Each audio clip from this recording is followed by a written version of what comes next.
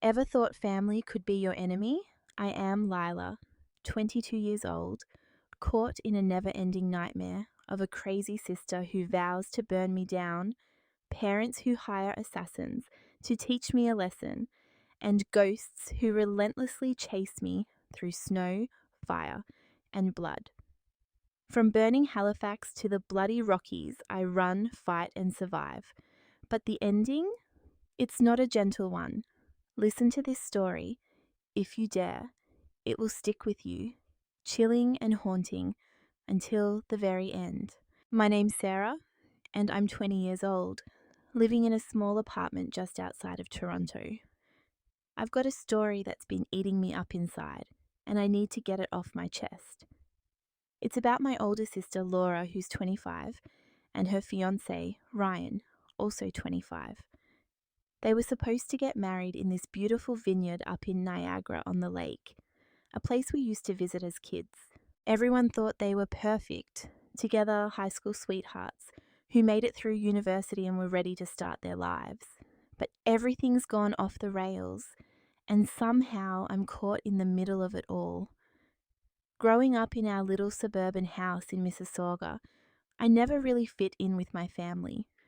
Laura was the star, cheerful, popular, always the one Mum and Dad bragged about at the hockey rink or the community barbecue. Me? I was the quiet one, the kid who'd rather stay home with a book than go to the mall with Laura and her friends. My parents didn't get me, and I didn't get them. They'd talk about sports or Laura's latest achievement while I sat there, feeling like I was from another planet. I tried to share stuff I cared about, like astronomy or the novels I was reading, but they'd just nod politely and change the subject. After a while, I stopped bothering. When I left for university in Ottawa, it was like a weight lifted off my shoulders. I didn't go home much after that. Instead of heading back to Mississauga for breaks, I'd crash with my grandparents in Kingston or take a cheap bus to Montreal with friends. Home just felt cold, like I was a guest who'd overstayed her welcome. My parents didn't seem to mind. They never called to check in, never asked why I wasn't around. It stung, you know. You'd think your family would notice when you start fading away, but they acted like it was a relief to have me gone. Laura and I were never close either. She was the Golden Girl prom queen, straight A student, the one who followed the path Mom and Dad wanted. I was the oddball, the one who didn't fit the mold. They weren't mean about it, not outright, but there were these little digs, comments about how I should try harder or stop being so shy. It added up over the years, like snow piling up in a blizzard until I couldn't take it anymore. I decided to keep my distance, only showing up for the big stuff like Christmas or birthdays. Even then, it was all surface level chit-chat, no real connection, no warmth. Things got weird last winter when Ryan came to our family's Christmas dinner. It was one of those rare times I dragged myself back to Mississauga. The house was decked out, lights twinkling, a big tree in the living room, Mom's famous maple glazed ham on the table. I was bracing myself for the usual awkwardness, but Ryan surprised me. He didn't treat me like the weirdo sister who didn't belong. He actually talked to me, like, really talked. We chatted about my classes at Carleton, his job at a tech startup in Toronto, even the time he got lost snowboarding up at Blue Mountain. It was normal, easy, the kind of conversation I hadn't had with my family in years. I didn't think much of it, just figured he was being polite. But Laura didn't see it that way. She kept shooting me these icy glares across the table, her fork stabbing her potatoes like they'd offended her. Later that night, she cornered me in the kitchen while I was grabbing a glass of water. Her voice was low, sharp, like a skate blade on ice. "I see what you're doing, Sarah. You're trying to steal Ryan. You've always been jealous of me." I nearly dropped the glass. "Steal Ryan?" I laughed, thinking she was joking, but her face was dead serious. I told her she was nuts, that I wasn't even into him, but she wouldn't let it go. She said I was flirting, that he was acting weird around me. It was so out of left field, I didn't even know how to respond. Laura's always been the one who needs the spotlight, Mom and Dad's pride and joy, Me trying to take that from her, it was laughable. I brushed it off as her being paranoid, maybe stressed about wedding planning. We weren't close anyway, so I figured I'd just let her cool off. But after that night, everything shifted. Laura started avoiding me like I had the plague. If I called her, she'd give me one-word answers or not pick up at all. At family dinners, she'd cling to Ryan like he was a life raft, glaring at me if I so much as said hi to him. Ryan, though, acted like nothing was wrong. He'd still chat with me, crack jokes, be his usual friendly self. It drove Laura up the wall. My parents didn't help. Mum started giving me these weird, suspicious looks whenever Ryan was around. Dad, who usually didn't care about anything beyond his Leafs games, began dropping hints about family loyalty and supporting your sister. It was all so passive-aggressive I wanted to scream. Did they really think I was after Ryan? I barely saw the guy outside of holidays. The whole thing was ridiculous, but it kept simmering under the surface, like a pot about to boil over. Then came the engagement. I found out from my grandparents, not Laura. They called me one afternoon, excited about how Ryan had proposed to her at the top of the CN Tower. I waited for Laura to tell me herself, maybe a text, a call, something. Nothing came, weeks went by, and I started to wonder if I'd even be invited to the wedding. I mean, we're sisters, right? Even if we weren't tight, I figured she'd at least want me there. But deep down, I knew better. When she finally called, it wasn't to invite me. It was to drop a bomb. Her voice was cold, clipped like she'd rehearsed it. Sarah, I'm not inviting you to the wedding. Ryan's got feelings for you and it'd be too awkward. I laughed, couldn't help it. The idea was so absurd it sounded like a bad movie plot. Ryan into me? I'd never even hinted at liking him. I told her she was being paranoid, but she doubled down. I've seen how he looks at you. I'm not risking it. I didn't bother arguing. I just said, fine, have a great wedding, and hung up. Honestly, I didn't care that much. I didn't need her drama. We'd been living in different worlds for years, and I was fine with that. But then things got wild. It was a Thursday night, and I was in my apartment, hunched over my laptop, working on a paper for school. My phone started buzzing like crazy missed calls from Dad, then Mom, then Laura. I ignored it at first, but when Dad called 7 times in a row, I knew something was up. He's not the type to bug you unless it's serious. When I picked up, his voice was shaking. Sarah, you need to get down here, now. It's about Laura and Ryan. I pressed him for details, but all he'd say was, just come, please. I wasn't about to drop everything for them, not after how they'd treated me. Dad, I'm not invited, remember? Laura made that clear. He sounded desperate. Sarah, Ryan won't go through with the wedding unless you're there. I froze. What? Before I could process it, Mom called, sobbing so hard I could barely understand her. Your sister needs you, Sarah. Please. It was surreal, her crying about family when they'd been fine, cutting me out until it all hit the fan. Then Laura got on the line, a total mess. She said Ryan had shown up to the rehearsal dinner at this fancy winery and asked where I was. When she told him I wasn't invited, he flipped, not yelling, but cold, resolute. In front of everyone, her friends, his family, our parents, he said he couldn't marry someone who'd treat their own sister like that. He told her he'd seen how they all pushed me away, how they made me the outsider, and he wasn't signing up for a life with a family that cruel.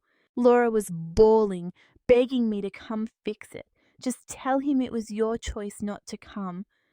Say it was a misunderstanding. Please, Sarah, I can't lose him. I couldn't believe her nerve. After accusing me of stealing her fiancé, after banning me from her wedding, she wanted me to lie to save her. I let her ramble, her sobs filling the silence, then said, I'm not lying for you, Laura. You made this mess. Deal with it. She screamed, He trusts you. He won't listen to me. I shot back. Maybe he trusts me because I've never given him a reason not to. Maybe he sees who you really are. I'm not coming. I hung up, turned off my phone, and made myself a cup of tea. For once, I felt calm, like I'd finally stood my ground. The next few hours were chaos. My phone lit up with texts and voicemails. Mom, Dad, Laura's friends, even cousins I hadn't talked to in years. They were all begging me to fix Laura's mess, like I was the family janitor. But I didn't budge. Ryan had seen what I'd dealt with my whole life, how they treated me like I didn't matter, and he'd called it out. That meant more to me than any of their guilt trips. My grandparents called the next morning with the update. Ryan wasn't answering Laura or my parents. He'd told his family the wedding was off for good. Laura was a wreck and Mom and Dad were scrambling to save face with their country club crowd. Me? I felt free. Here's where it gets darker. I've got social anxiety, have since I was a kid. Back in Mississauga, I'd get so nervous I couldn't breathe right, especially around people. My parents didn't believe in mental health stuff. They'd say, "Toughen up, Sarah," or "Stop being so dramatic." When I was 15, I had to do a presentation in history class. The night before, I didn't sleep, kept picturing everyone staring at me. I begged to stay home, but Dad said, "Life doesn't stop for nerves." I had a panic attack mid-presentation, hands shaking, voice cracking, kids laughing. Mom's response, "See, you survived." All that fuss for nothing. Laura didn't help. She'd tell her friends I was weird or too good to hang out. It crushed me. University was my escape.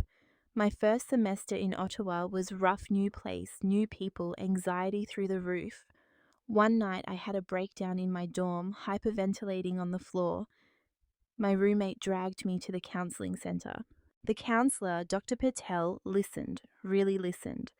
She didn't tell me to suck it up. She got me to a psychiatrist, and I got diagnosed with social anxiety disorder. It wasn't me being weak, it was real, and I could work on it. Therapy changed everything. Dr. Patel helped me see my family wasn't just clueless, they were toxic. She taught me to set boundaries, to stop chasing their approval. When I told my parents about my diagnosis, Mum said, "Doctors just want your money." Laura rolled her eyes and called it an excuse. That was the last time I tried to explain myself to them. The wedding mess wasn't a one-off, it was years of them painting me as the problem kid. Ryan saw it and that's why he walked away. But Laura didn't let it end there. A month after the wedding fell apart, she lost it completely.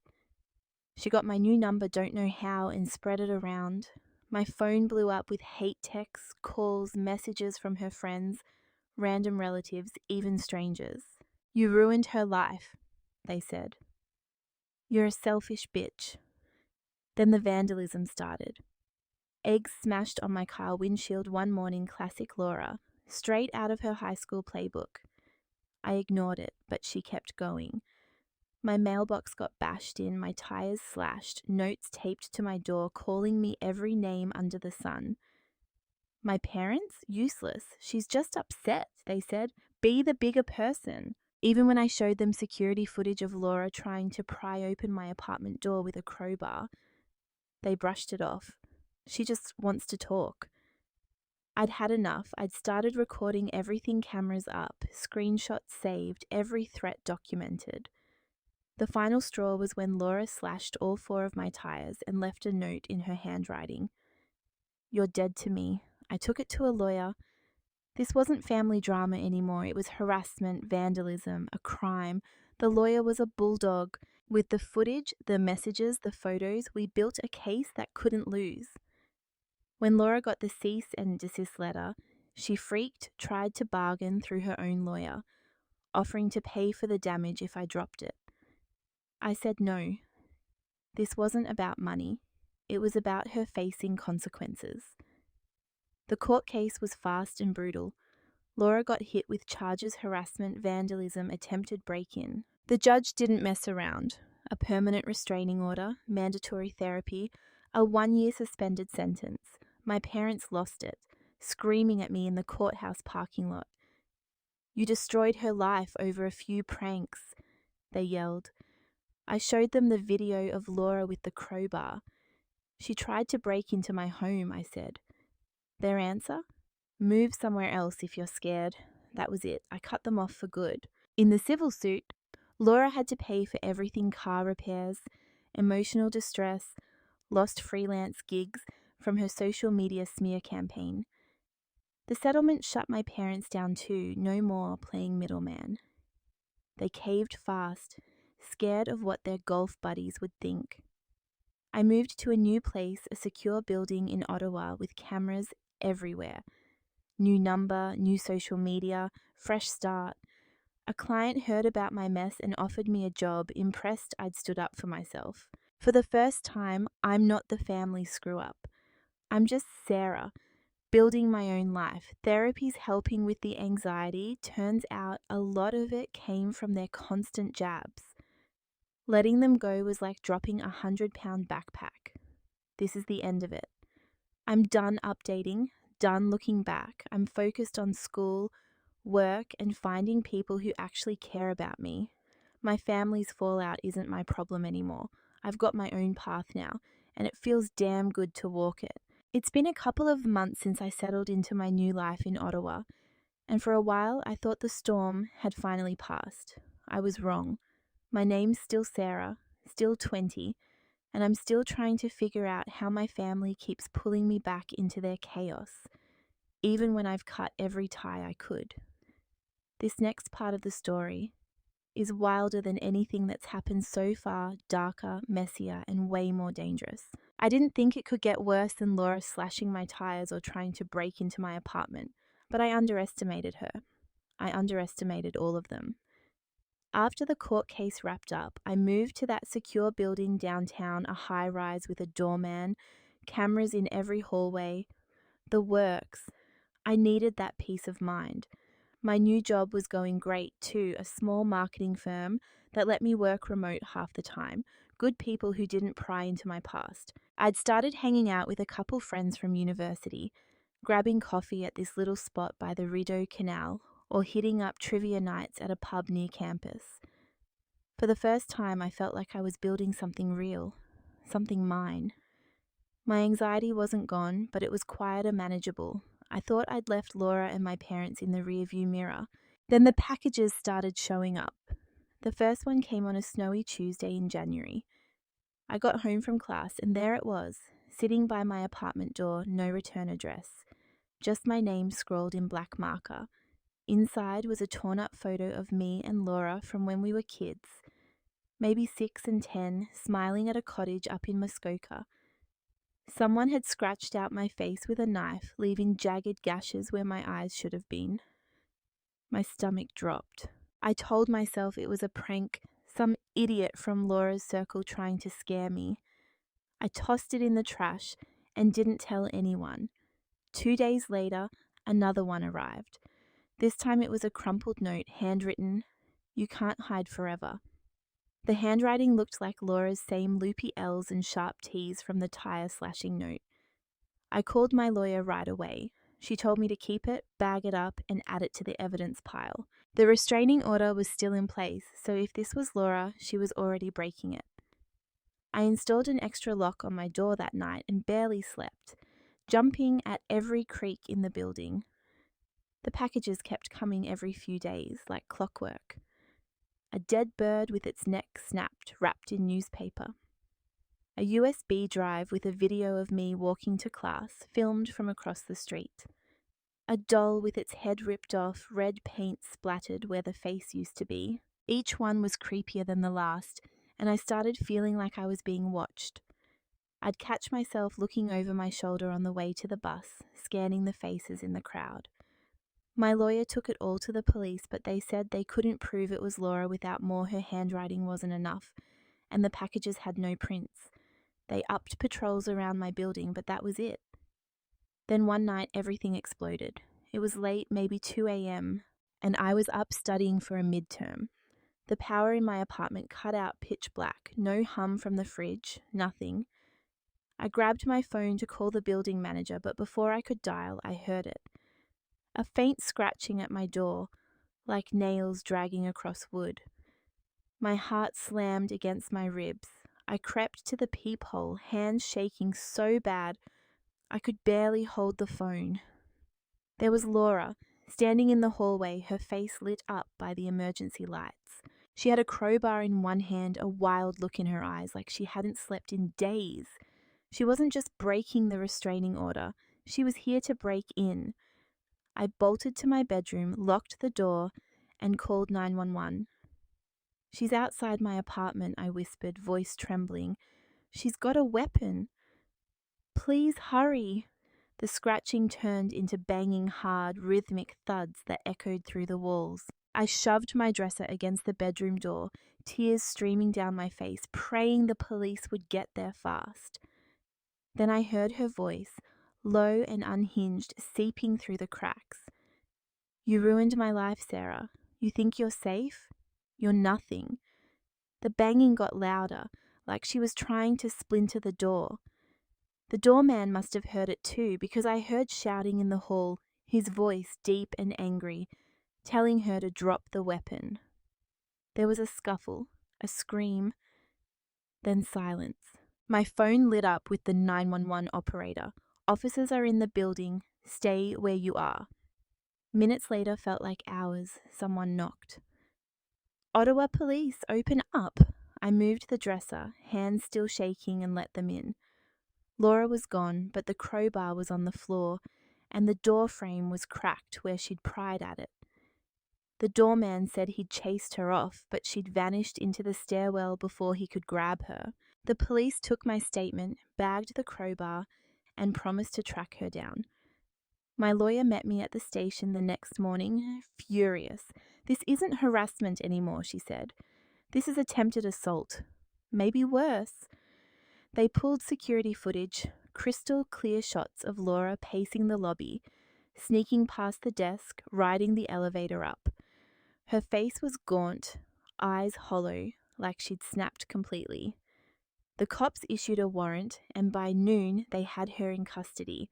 She'd been hiding out in a cheap motel near Canada, strung out on something, ranting about how I'd stolen her future. The fallout was insane. Laura's arrest hit the local news, Mississauga woman caught in late-night break-in attempt. My parents called, not to apologize, but to beg me to drop the charges. "She's your sister, Sarah," Mum sobbed. "She's lost everything, Ryan. The wedding, her friends. Don't take her freedom too." I couldn't believe it. "She tried to hurt me," I said. "She came to my home with a crowbar. What if she'd gotten in?" Dad cut in, voice hard. "You're exaggerating. She just wanted to talk. You've always made things worse than they are." I hung up, done with their excuses. The trial was quick. Laura's lawyer tried to spin it, said she was distraught, not dangerous, that the crowbar was just to get attention. But the footage, the packages, the history of harassment, it all painted a different picture. The judge didn't buy her act. She got 3 years too for attempted break and enter, 1 for violating the restraining order, plus a psych evaluation.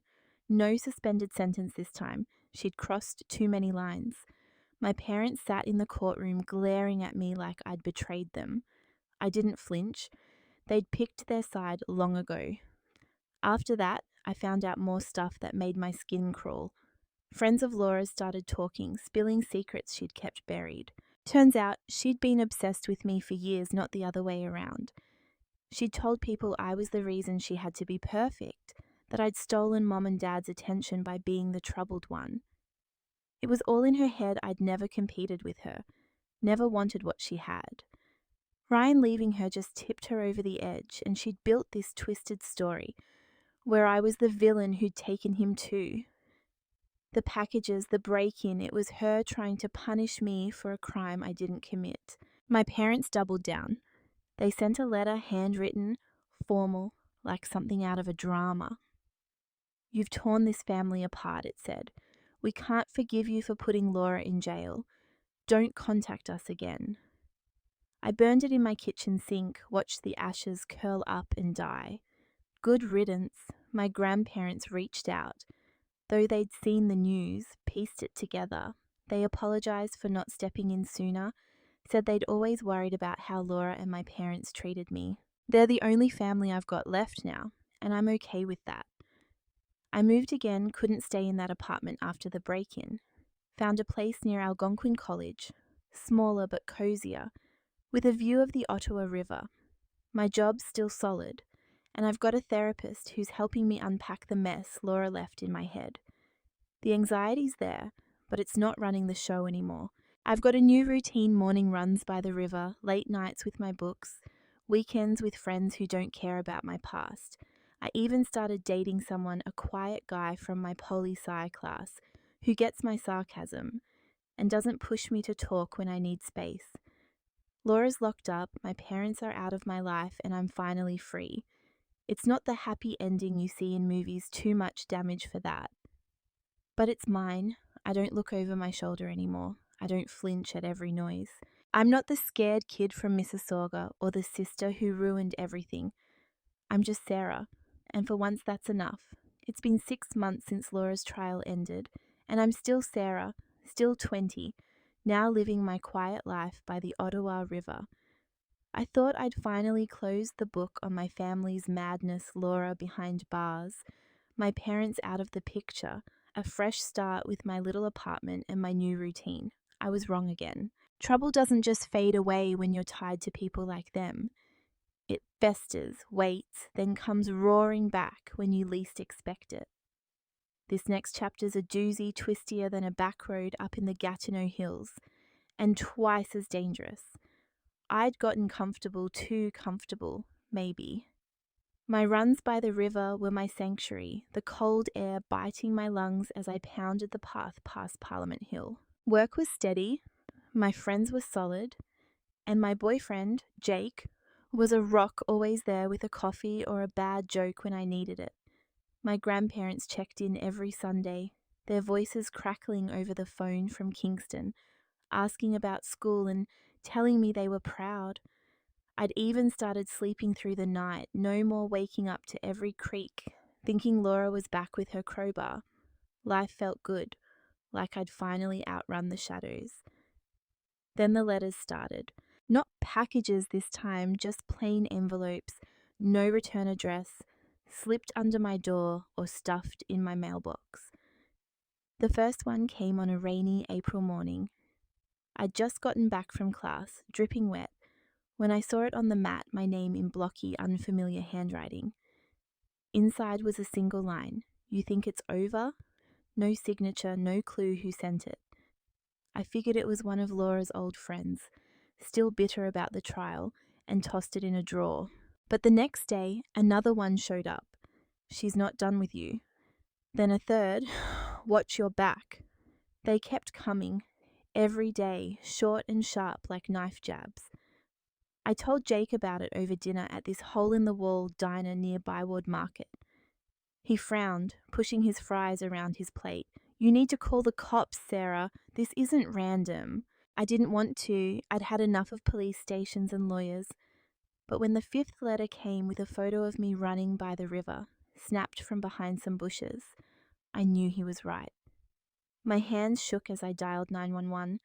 The officer who showed up was a no-nonsense guy, mid-40s, with a thick Ottawa Valley accent. He bagged the letters, took my statement, and said they'd look into it.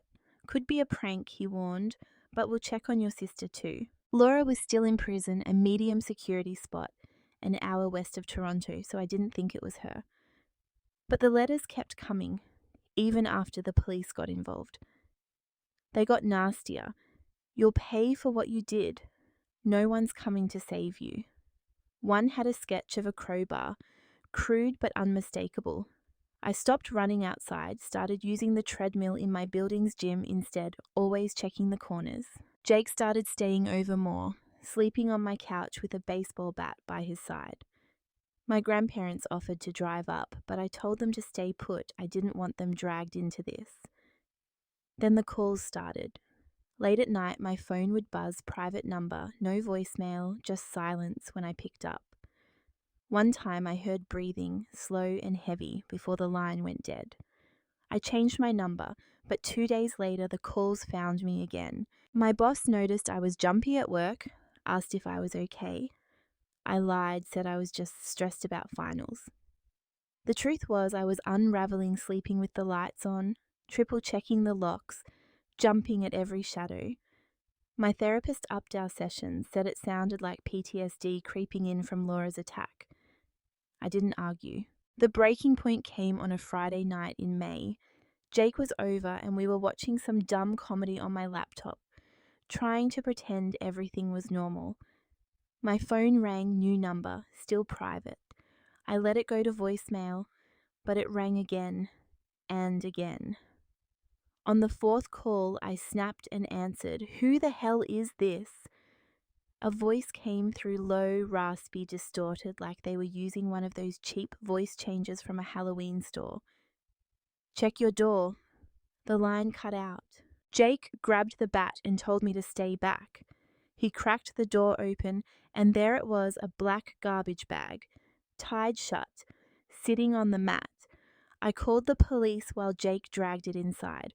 It stank something sour and rotting.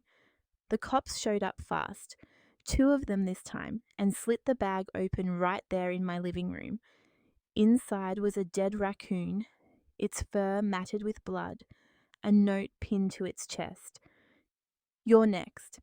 I gagged, bolting to the bathroom to throw up. Jake stayed with the officers, his face pale but steady. They took the bag, the note, everything, and promised to escalate it. "This is a threat now," one said. "We're pulling records from the prison." The next day, they had answers none I wanted to hear. Laura wasn't working alone. She'd made friends inside. A woman named Trish, mid-30s, locked up for aggravated assault. Trish had a boyfriend on the outside, some lowlife named Kyle who'd been paroled a month earlier. The cops tracked the calls to a burner phone registered near his halfway house in Scarborough. The letters? Postmarked from a mailbox 2 blocks from there. The raccoon? They couldn't prove it yet, but Kyle had a history of petty intimidation, leaving dead animals on people's porches to scare them. Laura had orchestrated it all from her cell, using Trish as her middleman and Kyle as her muscle. They arrested Kyle that night. He folded fast, admitted he'd been sending the letters and making the calls for cash, $500 wide from an account tied to Trish. The raccoon was his idea, he said. Thought it'd send a message. He swore he wasn't planning to hurt me, just scare me, but the cops didn't buy it. They charged him with criminal harassment and uttering threats, enough to send him back inside. Trish got solitary for a month, her phone privileges revoked. Laura? They couldn't pin it directly to her. No calls, no texts, just Kyle's word against hers. She played dumb, said she didn't know anything about it. The warden added 6 months to her sentence for suspected involvement, but it felt like a slap on the wrist. My parents caught wind of it, don't know how, maybe the news again. They showed up at my building unannounced, banging on the lobby door until the doorman called me down. Mum was crying, Dad red-faced and yelling. "You're ruining her life over nothing," he shouted, loud enough that people in the lobby turned to stare. "She's in prison. Sarah, she can't hurt you. Drop this vendetta." Mum grabbed my arm, pleading. "She's sorry, she's just angry. Let it go." I yanked free, voice shaking but firm. "She sent someone to threaten me, a dead animal at my door." "You think that's nothing?" Dad scoffed. "You've always been dramatic." I told the doorman to kick them out and went upstairs, locking myself in. Jake convinced me to get out of Ottawa for a bit. We took a week, drove up to his family's cabin near Algonquin Park. No cell service, no internet, just trees and a frozen lake. It was the first time in weeks I felt my shoulders drop. His parents were there, kind people who didn't ask too many questions, just handed me a mug of hot chocolate and pointed me to the wood stove. I told Jake everything, every detail I'd held back, every fear. He didn't flinch, just listened, then said, "We'll figure it out. You're not alone in this." It hit me hard someone finally had my back. When we got back, I made changes. Moved again, this time to a rental house in Gatineau, across the river, quieter and harder to find. New job, fully remote, no office for anyone to track. My grandparents helped with the deposit, said they'd visit once I settled in. The police kept tabs on Kyle. He's back in jail. No parole this time. Laura's still locked up, but I don't trust it'll hold her forever. I've got cameras now, a security system, a panic button app on my phone. Jake's around more, practically lives with me some weeks. My friends don't know the full story, just that I needed a change. The letters stopped, the calls too, but I'm not naive. Laura's got 2 years left, and I know she's not done. My parents might try something, guilt me, show up again, but I'm past caring. I'm building a life here, piece by piece, and it's mine, no one else's. The anxiety's still there, a quiet hum under everything, but I'm stronger than it now. I've got people who see me, who stay. Whatever comes next, I'll face it head on. I'm not running anymore. It's been a year since I settled into the little house in Gatineau, and I'm still Sarah, 21 now, carving out a life that feels like it belongs to me. The quiet across the river from Ottawa suits me. Fewer crowds, more trees, a slower pace that keeps my nerves steady. I thought I'd finally built a wall high enough to keep the past out. With Laura in prison, Kyle locked up, and my parents silenced by distance, I was wrong again. My family's chaos doesn't just linger, it mutates, finds new ways to claw its way back in. This next part's a roller coaster, one that nearly broke me, but I'm still standing. Life in Gatineau was good for a while. The house was small but cozy, a brick bungalow with a sloped backyard that dipped toward a creek. I'd sit out there mornings with my coffee, watching the water ripple, letting the stillness sink in. Jake moved in officially after a few months, his stuff mixing with mine, hockey gear in the garage, his dog-eared sci-fi books on the shelves. My remote job kept me busy, designing ads for a startup out of Montreal, and I'd started taking night classes again, chipping away at my degree. My grandparents came up in the fall, bringing homemade jam and stories about their old fishing trips. It felt like I'd finally found solid ground. Then the rumours started. It was subtle at first, whispers I caught online, stray comments on a local Facebook group I'd joined for neighbourhood updates. Someone posted about a crazy girl from Mississauga who'd ruined her sister's life, said she was hiding out in Gatineau now. My name didn't come up, not at first, but the details were too close, too specific. I brushed it off as coincidence, but then my landlord called. "Sarah, you got family around here?" he asked, voice gruff. "Some woman's been asking about you, saying she's your mom. Showed up at my office yesterday." My stomach twisted. I told him no, I didn't have family nearby and to ignore her. He grumbled but let it go. A week later, my boss emailed me short, curt, not his usual laid-back tone. "We need to talk, call me." When I did, he said a woman had contacted the company, claiming I'd stolen her identity, that I was a fraud who'd wrecked her daughter's wedding. "She's got photos," he said, "old ones, you as a kid. Says she's your mother." I explained, kept it vague, said it was family drama, nothing true. He believed me, but I could hear the doubt in his pause. That night, Jake found flyers taped to lampposts near our house.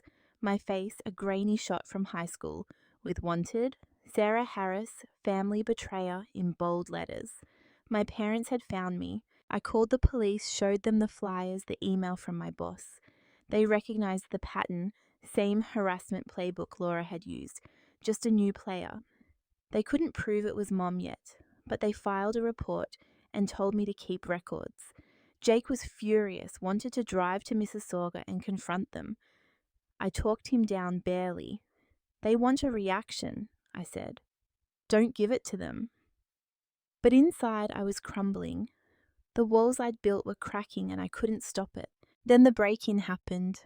It was a Tuesday, mid-December, snow piling up outside. Jake was at a friend's watching the game. I was home alone, curled up with a blanket and a textbook. The power flickered normal for winter storms up here, but then I heard glass shatter, sharp and close. My heart stopped. I grabbed my phone, ducked behind the couch, and peeked toward the kitchen. The back door's window was smashed, snow blowing in, and I saw a shadow move, tall, bulky, not Laura's frame. I hit the panic button app, hands trembling, and whispered to the operator, "Someone's in my house." Footsteps crunched on the glass, slow, deliberate. I heard a man's voice, low and rough. "Where are you, little bitch? Got a message for you." My chest tightened. I couldn't breathe right. The living room light flicked on. He was close, maybe 10 feet away. I bolted for the bedroom, slammed the door, and shoved my desk against it. He laughed, a nasty guttural sound, and started pounding wood, splintering with each hit. "Your sister says hi," he yelled. The desk shook. I pressed my back to it, sobbing, praying the cops would make it. Sirens wailed outside, faint at first, then loud, piercing. The pounding stopped, and I heard him curse, footsteps retreating fast. Tires squealed on the street. I stayed put, frozen, until the police knocked 2 officers, flashlights cutting through the dark. "He's gone," one said, checking the house. They found a brick on the kitchen floor, wrapped in a note. "This is for Laura. You'll never be safe." My name, my real name, was scrawled at the bottom in Mom's handwriting. The cops bagged it, took photos of the busted door, and promised to run prints. I called Jake. He raced home, face white, and held me while I shook. The investigation moved fast. Prints on the brick matched a guy named Darren X. Con, assault record, last seen in Toronto. Witnesses spotted a car peeling out of my street, plates traced to a rental under my dad's name. The cops picked him up at a gas station in Hull. Darren spilled everything. My parents had hired him, $2,000 cash, to teach me a lesson. Mom wrote the note, Dad drove him up. They'd tracked me through a private investigator, pissed I'd ruined Laura's life and cut them off. Darren was supposed to scare me, maybe rough me up, but he swore he wouldn't have gone further. The police didn't care, charged him with break and enter and assault with intent. My parents were next. They arrested Mom at their house in Mississauga, Dad at his office downtown. They tried to play dumb, said Darren was a family friend who'd misunderstood them. But the rental car, the PI's invoices, Darren's testimony, it all stacked up. They got hit with conspiracy, harassment, and accessory charges. The judge was merciless. 6 months for Mum, a year for Dad, no bail. The news ran wild. Suburban couple hires thug to terrorize estranged daughter. My phone buzzed with reporters. I shut it off. Jake's family took me in for a few days. His mom cooked nonstop. His dad fixed my door. My grandparents drove up, horrified, and offered to sell their place to help me relocate. I didn't want to run again, but Gatineau didn't feel safe anymore. My boss let me go remote full-time, said I could work from anywhere. Jake and I talked it over, packed up, found a spot in Halifax, a quiet coastal town far from Ontario's reach. We moved in January, a salt box house near the water, waves crashing outside my new office window. Laura heard about it in prison, sent a letter through a guard, smuggled out. "You think you've won?" it read. "I'll find you when I'm out." I gave it to the Halifax police. They added it to her file, revoked her mail privileges. She's got a year left, maybe less with good behaviour. My parents are appealing their sentences, but their lawyers scrambling. The evidence is ironclad. I've got a restraining order against all 3 now, a legal moat around my life. Halifax is different, raw, windy, a fresh slate. Jake's teaching me to sail. I'm auditing classes at Dalhousie, easing back into school.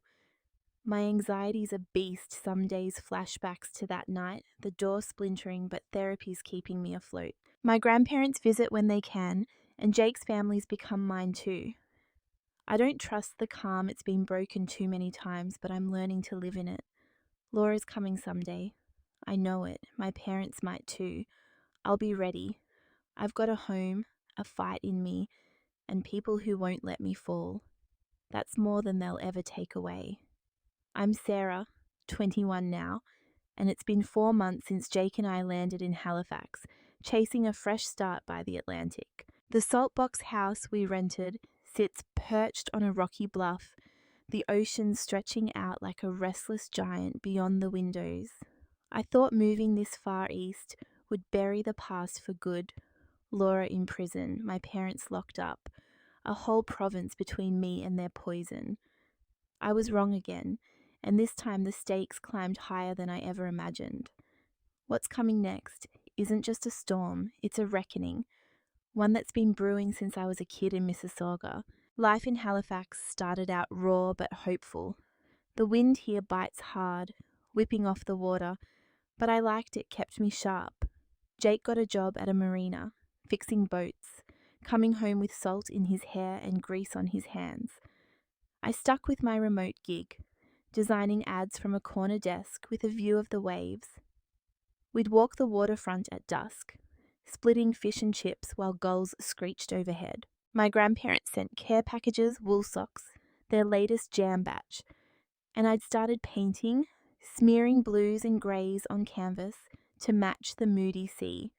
It wasn't perfect, but it was ours. The first crack came in late April. I was alone, Jake out on a late shift, when the doorbell rang, sharp, insistent, cutting through the quiet. I checked the peephole, a woman, mid-30s, blonde hair, pulled tight, eyes darting like she was running from something. "Sarah Harris?" she asked when I opened the door a crack, chain still on. I nodded, wary. "I'm Trish," she said. "From prison. Laura's friend." My blood froze. Trish, the one who'd helped Laura torment me, the middleman for Kyle's threats. She was out, parole or something, and she'd tracked me across the country. I slammed the door, locked it, grabbed my phone. "I've got a message," she yelled through the wood. "Laura's got plans, big ones. You need to hear this." I didn't want to. Every instinct screamed to call the cops. But something in her voice, a shaky edge, made me pause. Against my better judgment, I cracked the door again. "Talk fast," I said, "or I'm dialing 911. She looked wrecked pale, twitchy, like she hadn't slept in days. "She's getting out soon," Trish said. "Early release, good behavior bullshit. She's obsessed, says you stole everything, her life, her family. She's coming for you, Sarah, and she's not alone." I shut the door, called the police anyway. They picked Trish up. 2 blocks away, she didn't fight, just sat on the curb smoking when they rolled up. She told them the same story. Laura's sentence got cut, 6 months left now, and she'd spent her time inside building a network. Other inmates, guards she'd bribed, even a lawyer who'd do her dirty work.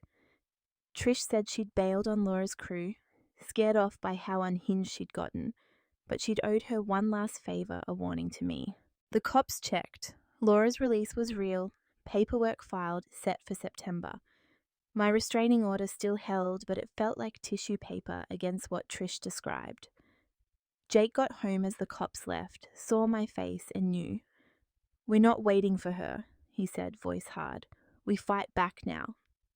He called a buddy from the marina, ex-military, who hooked us up with a security guy, cameras, motion sensors, a reinforced deadbolt. My lawyer got wind of it, filed to extend the restraining order's scope, adding Trish and any associates Laura might send. The Halifax PD flagged Laura's release, promised to coordinate with Ontario when she got out. I didn't sleep that night, kept seeing her face, that wild look from the break-in, imagining her walking free. Then the lawyer showed up. Early May, a slick guy in a suit too polished for Halifax knocked on our door. "Miss Harris," he said, flashing a card. "I represent your sister. She'd like to settle things." I laughed, bitter. "She's in prison. What's there to settle?" He didn't blink. "A proposal. Drop the restraining order. Withdraw your statements from her trials. In return, she'll leave you alone, legally binding, notarized. She just wants her life back." I stared. "She sent a guy to break into my house. She's stalked me for years. Tell her to shove it." He smirked. "Left a contract anyway. Think it over. She's persistent." I didn't think I burned it in the backyard. Watched the paper curl into ash. My lawyer called it coercion. Filed a complaint with the Bar Association. The guy vanished, but the message stuck. Laura wasn't backing off. June hit, and the attacks started not physical, not yet, but calculated. My bank account got hacked, $3,000 drained, transferred to a dummy account in Toronto. My work email flooded with spam. Clients dropping me after anonymous tips about my criminal past. Someone doxed me online address, phone, Jake's name, all posted on a sketchy forum with traitor in caps. My car tires got slashed again, this time with a photo of Laura taped to the windshield, her mugshot, eyes boring into me. The cops traced it hacker linked to a guy Laura knew inside, a cybercrime rap sheet. The photo came from her prison file, leaked somehow. They couldn't pin her directly, but it reeked of her. Jake and I moved fast, new bank, new email, unlisted number, a beat-up truck to replace my car. My boss stuck by me, rerouted my work through a VPN. The Halifax PD staked out our street, but whoever was doing this was a ghost slipping through cracks, always one step ahead. My grandparents begged me to leave Canada, go somewhere she couldn't reach. I thought about it. Jake even priced flights to Ireland, but running felt like losing. July 4th, everything blew up. Jake and I were at a barbecue with his marina crew, a rare night out, burgers sizzling, waves crashing nearby. My phone buzzed a text from an unknown number. Look behind you. I spun, heart pounding, but it was just the crowd laughing, drinking, normal. Then the screams started. Smoke billowed from our truck, parked down the street, flames licking the hood, glass popping. Jake ran for it, but it was too late. Fire engulfed the cab. A Molotov cocktail's jagged remains smoking on the asphalt. The cops and fire trucks swarmed, cordoned it off. A note fluttered out of the wreckage, half burned. See you soon, sis. The arson squad confirmed it homemade, tossed from a moving car. Witnesses saw a grey sedan peel out, no plates, no clear description. My lawyer pushed the Ontario warden Laura was still inside, but her cellmate swore she'd bragged about fireworks for me. A guard got fired, caught smuggling burner phones. They found one in Laura's bunk, wiped but active days before. She denied it, smirking in interrogation, said I was paranoid. The cops here believed me linked it to the doxing, the hacking, her pattern. They charged her in absentia, arson, conspiracy, breach of restraining order. Her release got delayed, pending trial, but it wasn't enough. August came and Trish resurfaced. She called me tracked, my new number, somehow voice ragged, desperate. She's lost it, Sarah. Full psycho. She's got people outside, money, plans. That fire was a warning. She wants you gone. I recorded it, sent it to the cops. They picked Trish up in Dartmouth, strung out, babbling about Laura's crew ex-cons, a cousin I'd never met, even a dirty cop she'd paid off. Trish flipped, testified for immunity. Laura had a stash, cash from my parents' savings, funneled through that lawyer. She'd mapped my life. Halifax, Jake, my job, vowed to burn it down when she got out. September hit and Laura walked. Good behaviour, overcrowded system, her arson case couldn't stick without more. The restraining order held, but she vanished off parole's radar. No trace. The Halifax PD put a car outside our house, but I knew she'd come anyway. October 3rd she did. Midnight power cut. Just like before. Jake grabbed the bat. I hit the panic button.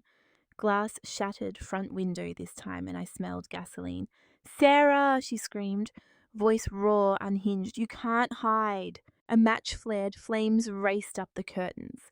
Jake yanked me out the back, smoke choking us as the house roared into fire. The cops got her, tackled her in the yard, gas can in hand, laughing like a maniac. Firefighters saved half the house, we lost the rest. Laura's back inside, attempted murder now, no bail, a psych ward pending trial. My parents bailed her out once, drained their accounts. They're broke, disowned by their crowd. Jake and I crashed with his folks, then rented a flat, downtown, steel doors, no windows to smash. I'm still working, still painting, but the ocean's lost its charm. We're eyeing Vancouver, new coast, new life.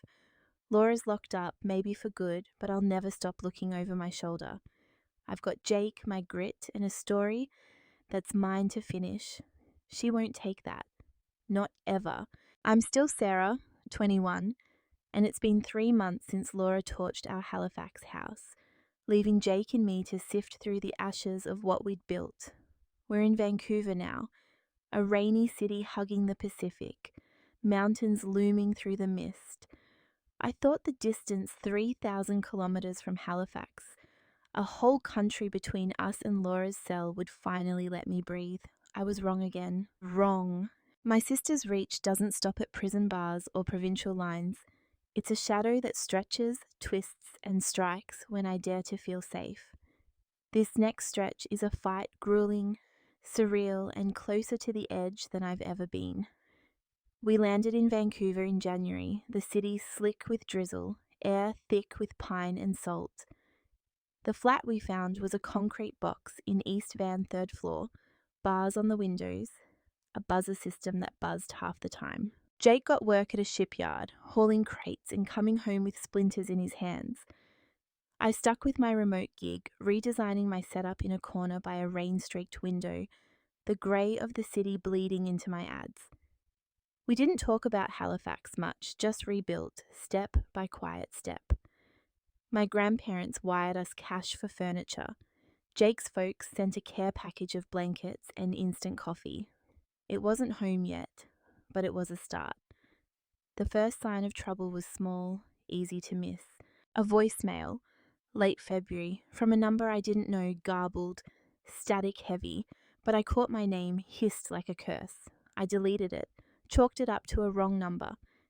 Then the emails started spam at first, junk clogging my inbox, but soon they turned personal. You can run, Sarah, but I see you. Vancouver won't save you. No sender, just ghost accounts that bounced when my lawyer traced them. I told Jake. He checked the locks, slept with the bat closer. My boss flagged it too. Clients got phishing attempts, tagged with my name. The cops here logged it, said they'd watch, but it felt like chasing smoke. March rolled in and the game changed.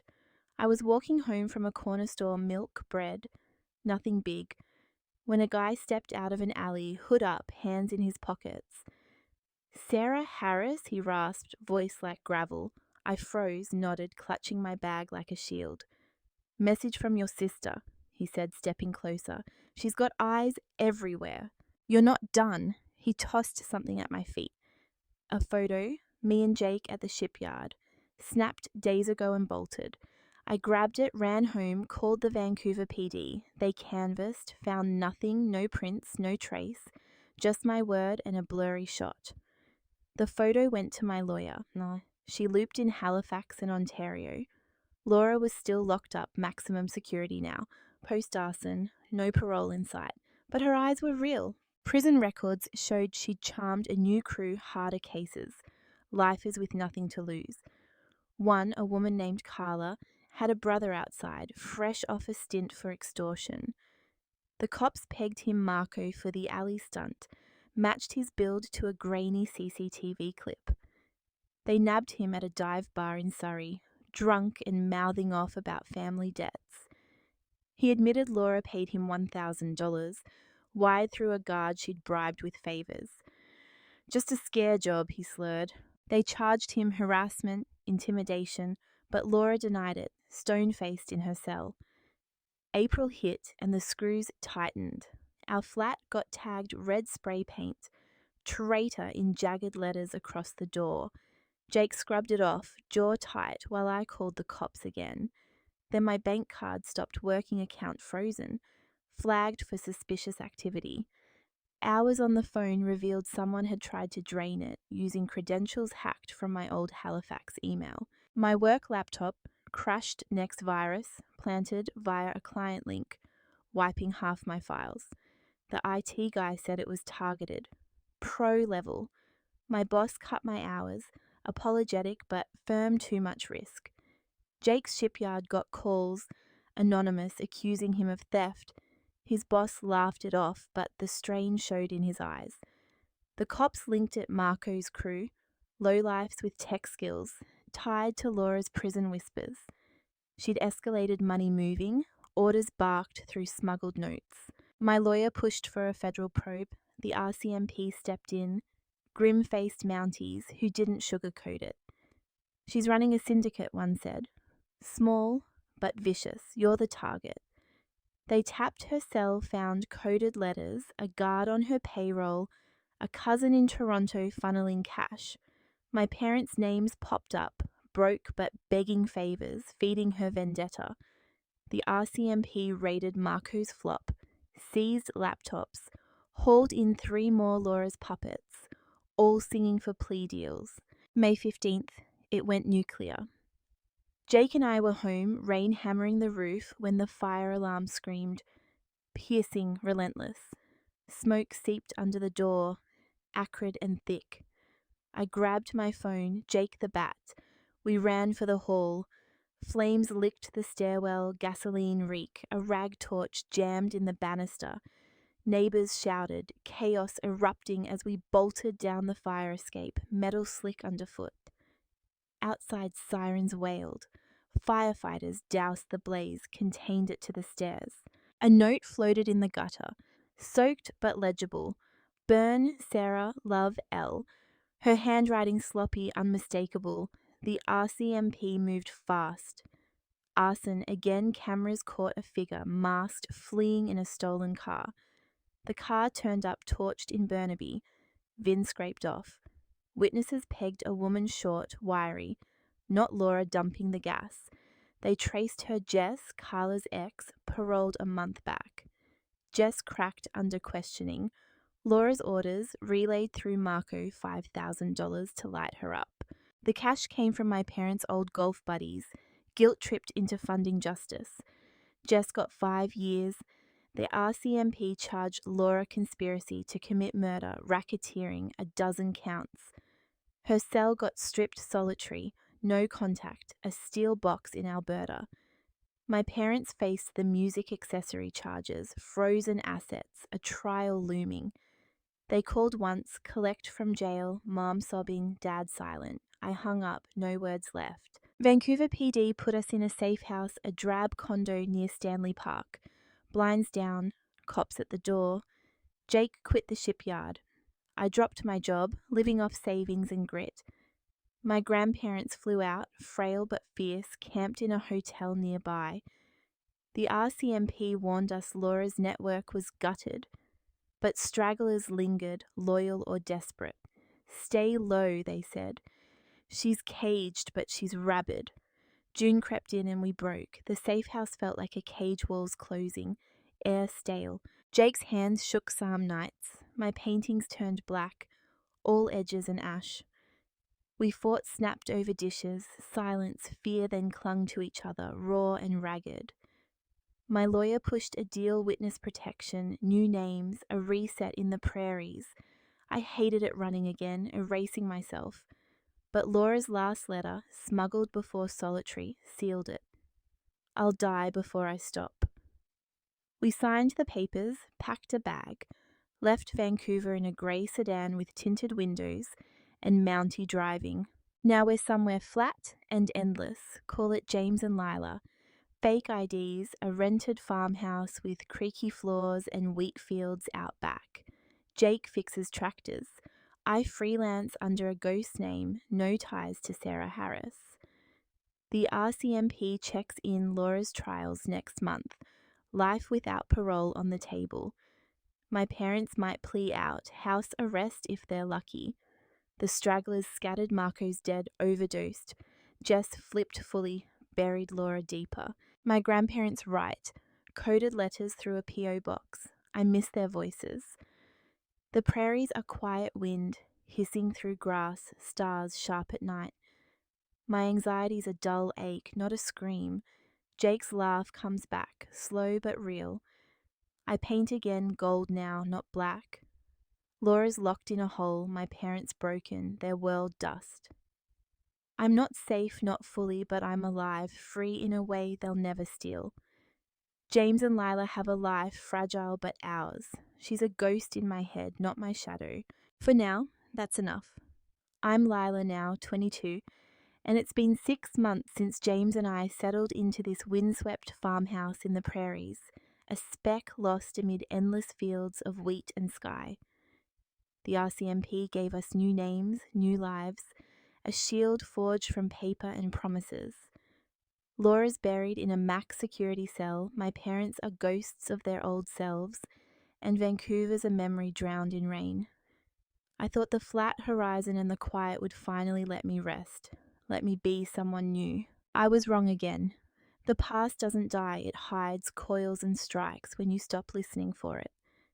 This next piece is a descent, a battle I didn't see coming, and a line I had to cross. The farmhouse was simple peeling paint, a sagging porch, a wood stove that smoked if you didn't baby it.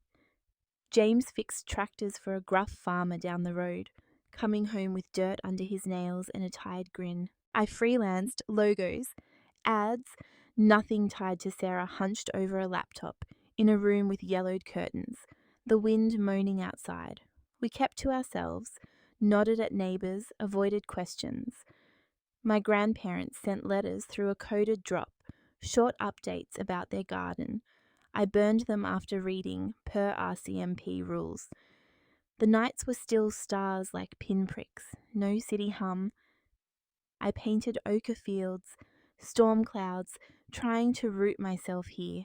The first ripple came in August, subtle but sharp. A truck idled too long across the road, rusted blue, no plates, engine growling low. I watched from the window, curtains twitched aside until it rolled off. James said it was nothing, probably a lost handyman, but I logged it date, time, gut feeling. 2 days later, a dead crow landed on our porch, wings splayed, beak cracked open. No note, no blood, just there. I bagged it, called our RCMP contact agent Kerr, a wiry guy with a clipped voice. Could be kids, he said, but his eyes narrowed when he took it. We'll check. September brought more. Mail stopped, our P.O. box emptied, then a letter arrived. Hand-delivered, no stamp. Lila knows who she is. My new name, scrawled in black ink, no signature. I showed Kerr. He swore, said it was a breach someone knew. They swept the house, found a tracker, tiny and slick, glued under the porch step. James ripped it out, smashed it with a hammer, his face dark. Kerr's team traced it cheap, online bought, no prints, shipped to a fake address in Regina. Laura? I asked. Kerr shook his head. She's locked down no calls, no mail, but someone's got her intel. October turned cold and the net tightened. James's boss got a call anonymous, claiming James was a con, a thief. He shrugged it off, but the next day, tools went missing, pinned on him. My freelance gigs dried up, clients ghosted, citing security concerns. A grain truck sideswiped our beat-up sedan on a back road. No witnesses. Driver gone. Then the power cut middle of the night, wind howling, no storm to blame. James grabbed the bat. I hit the panic button.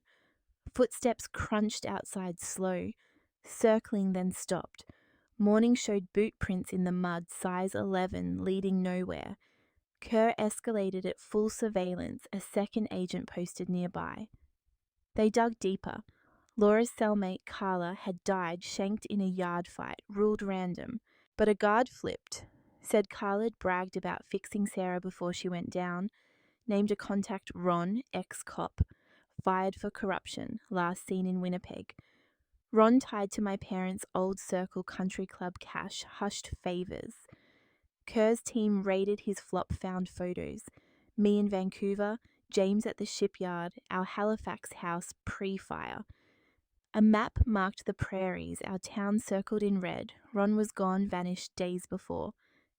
November 10th, it hit the fan.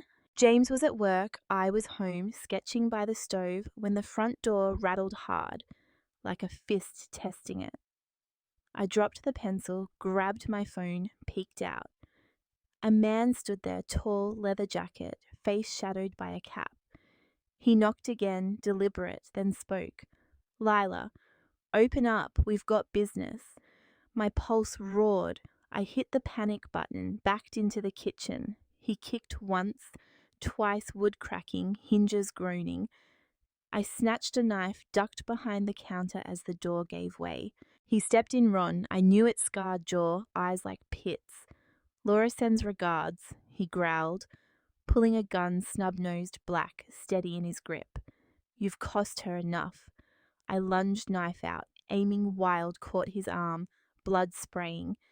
He swore, swung the gun, it clipped my shoulder, pain exploding. The room spun, shouts outside, tires screeching, Kerr's team, seconds late. Ron bolted, I stabbed air, then collapsed, knife clattering. Sirens wailed. James burst in, face ashen as agents stormed the yard. Ron got away, van peeled out, lost in the fields. Kerr found me, bloodied but breathing, shoulder bruised, not broken.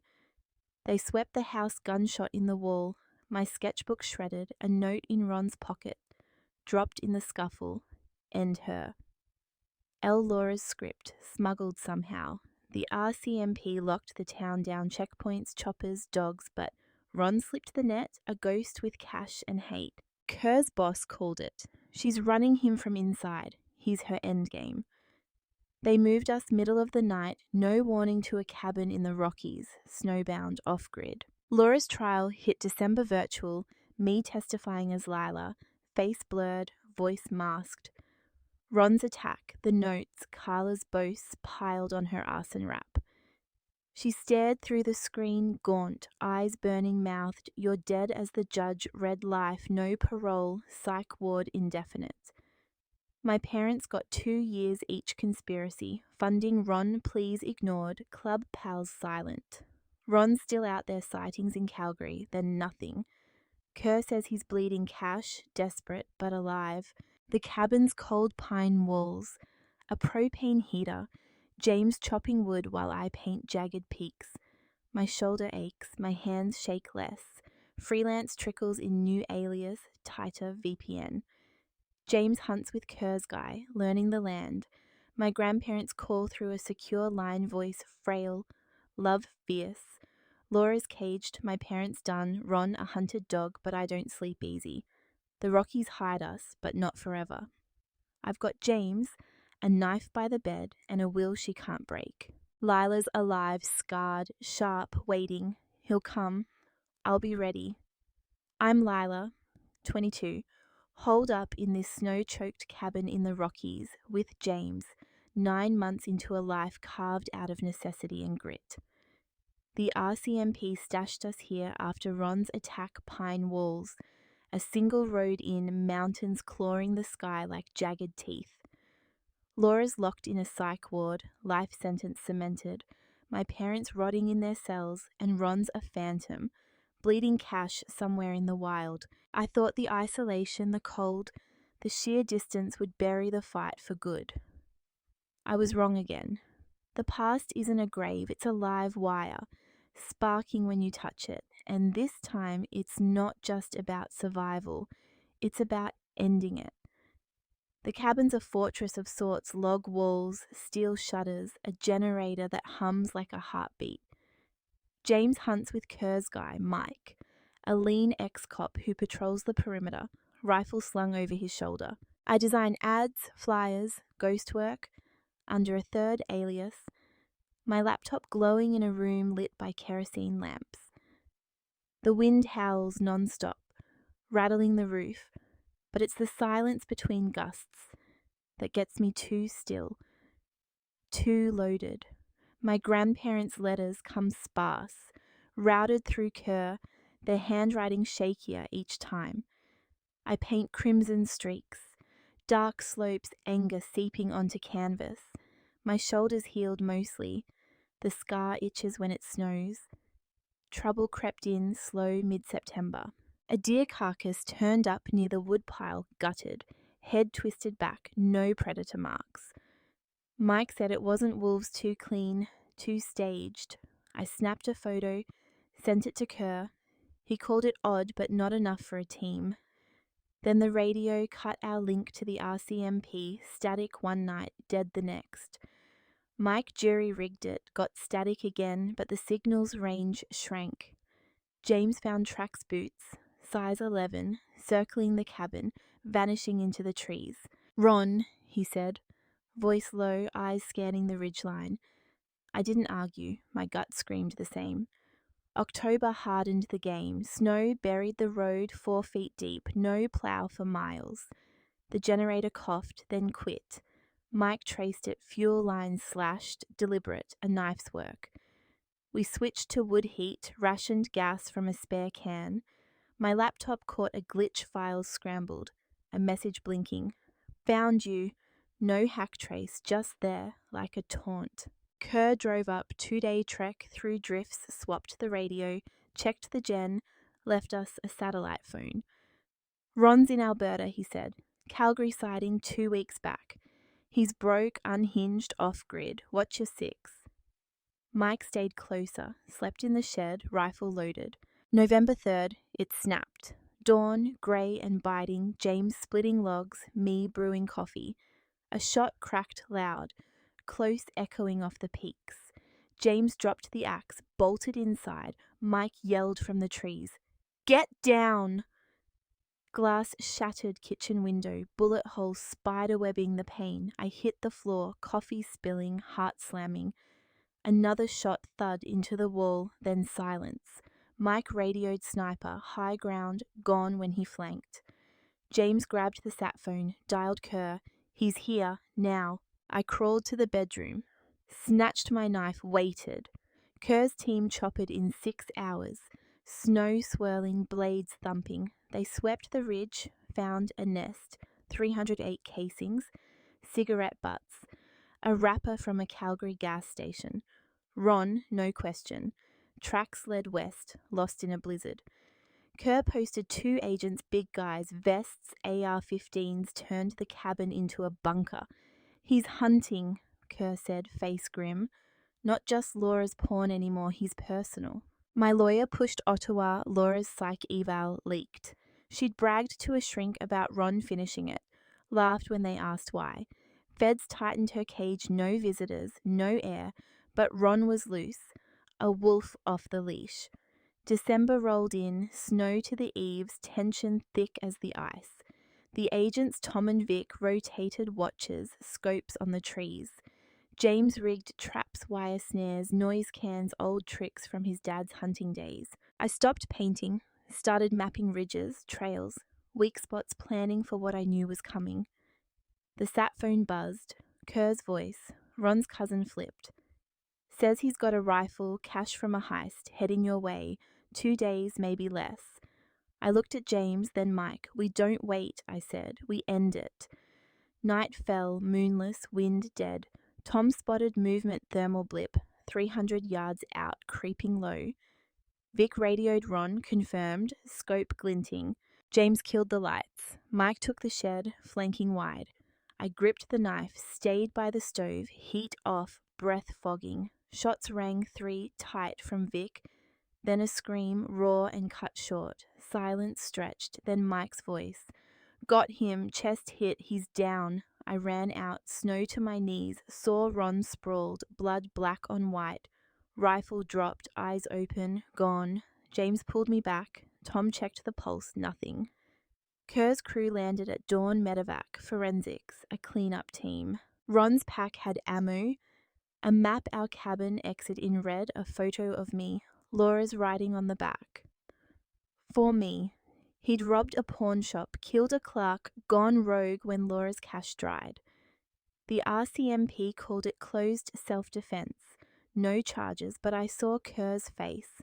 Relief but shadows. Laura's psych ward got her overhaul guard sacked. Her in a padded box, sedated.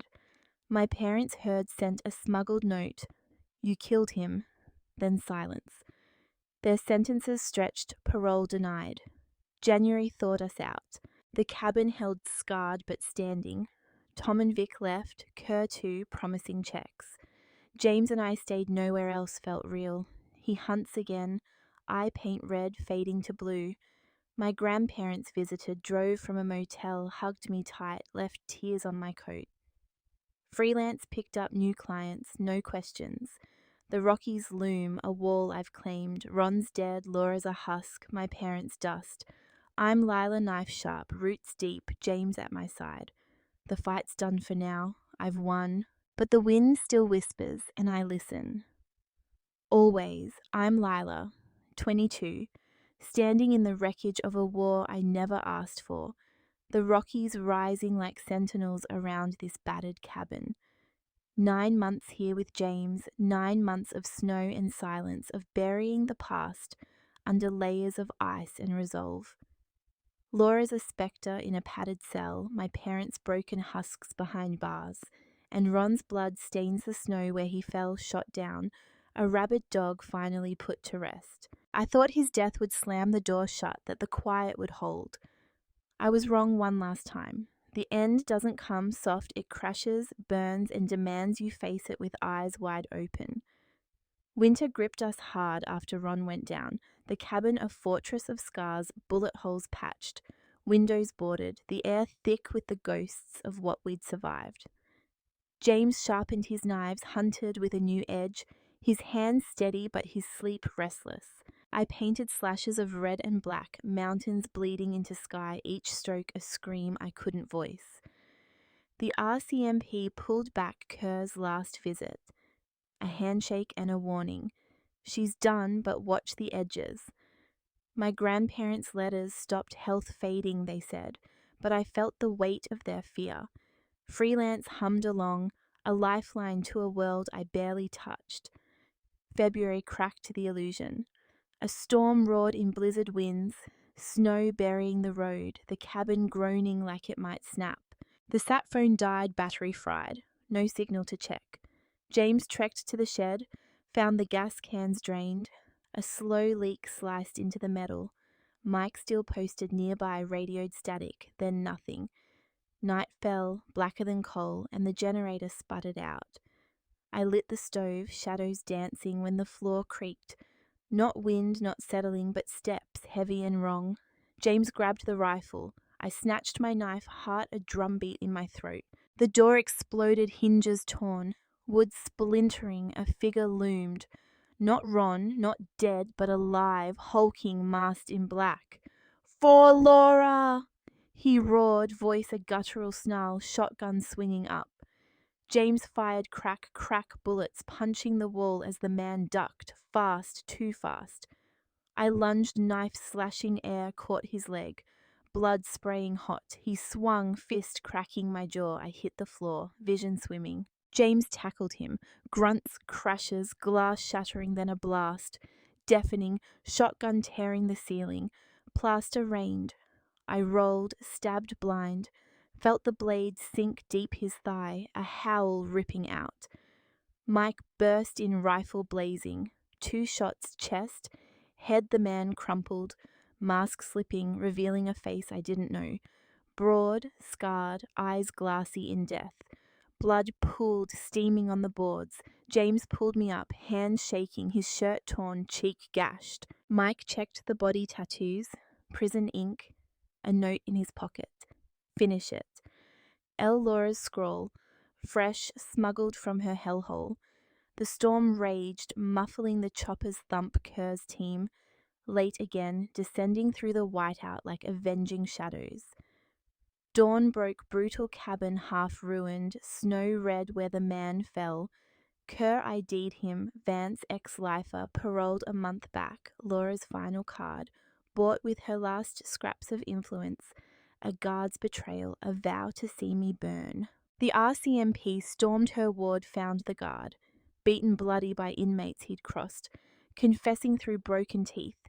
She'd promised him gold, screamed my name in the dark. They chained her to a bed, drugged, raging, a caged beast clawing at nothing. My parents' cells got raided, letters seized, their pleas to Vance, avenge our girl. Sentences doubled life now, no mercy. The cabin couldn't hold us after that. James and I stood in the wreckage, smoke curling, walls gaping, knowing it was over but not finished. Kerr offered a plain new IDs again, a coastal speck in Newfoundland, cliffs and fog to swallow us whole. We took it, no goodbyes, just a bag and the clothes we wore. The flight was silent, James's hand on mine, my jaw throbbing, the knife still in my coat, crusted red. We landed at dusk St. John's, a jagged edge of land, salt air sharp as a blade. The house is stone old, weathered, perched where the Atlantic gnaws the shore. James fishes now, boats rocking on grey waves, his laugh cutting the wind. I design remote, untraceable paintings traded for fish at the dock, blues and greens swallowing the red. My grandparents called once voices faint, love steady then faded, too weak to write. The RCMP swore it's done, Laura's a drooling shell, my parents forgotten, Vance the last gasp of their hate, Ron's grave's cold, no echoes left. Night falls raw here, waves crashing, stars drowned in mist. My jaws scarred, a thin line I trace when the wind howls. James sleeps close, rifle by the bed.